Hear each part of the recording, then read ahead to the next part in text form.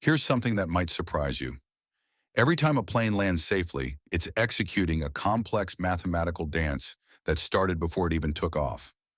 The physics and precision behind aircraft landing distances is a fascinating world that most passengers never even think about. That's such an interesting way to frame it. When most people think about flying, they focus on getting up in the air, not coming back down. Well, let's dive into the required landing distance. Airlines actually have to prove a plane can stop safely at its destination before it leaves the ground.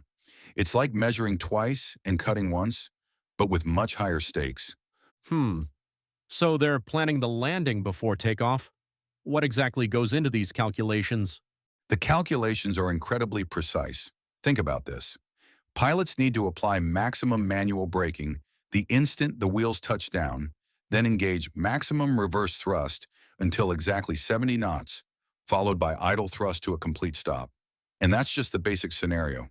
That reminds me of Formula One racing, where drivers calculate their braking points down to the meter. Exactly right. And just like in racing, conditions can change rapidly.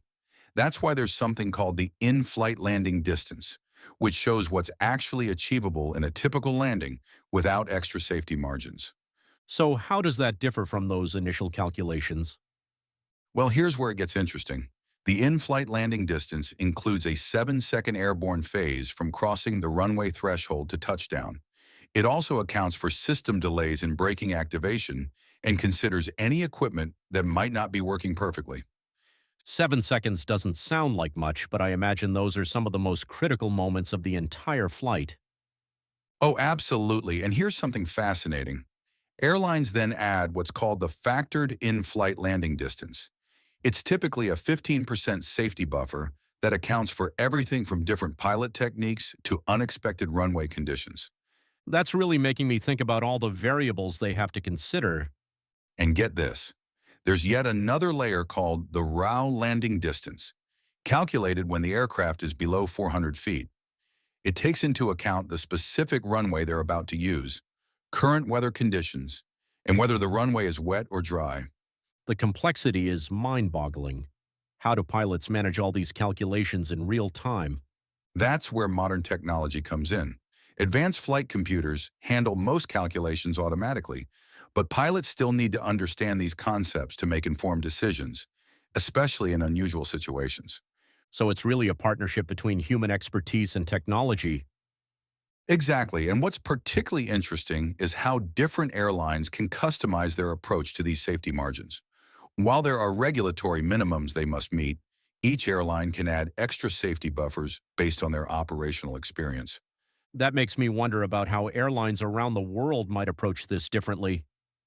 While some airlines might add extra margins for specific airports known for challenging conditions, while others might have different protocols for different types of aircraft in their fleet. It's fascinating how each airline develops its own additional safety layers. And I imagine all of this has evolved over time with new technology and experience. Oh, definitely. Each new generation of aircraft brings more sophisticated calculations and safety systems, but the fundamental principles remain the same, ensuring there's enough distance to bring the aircraft to a safe stop under any conceivable condition. It's amazing how much thought and planning goes into something that most passengers take completely for granted. And that's really the mark of a well-designed safety system, when it works so smoothly that most people don't even realize it's there. Every safe landing is the result of countless calculations, backup systems, and safety margins all working together seamlessly.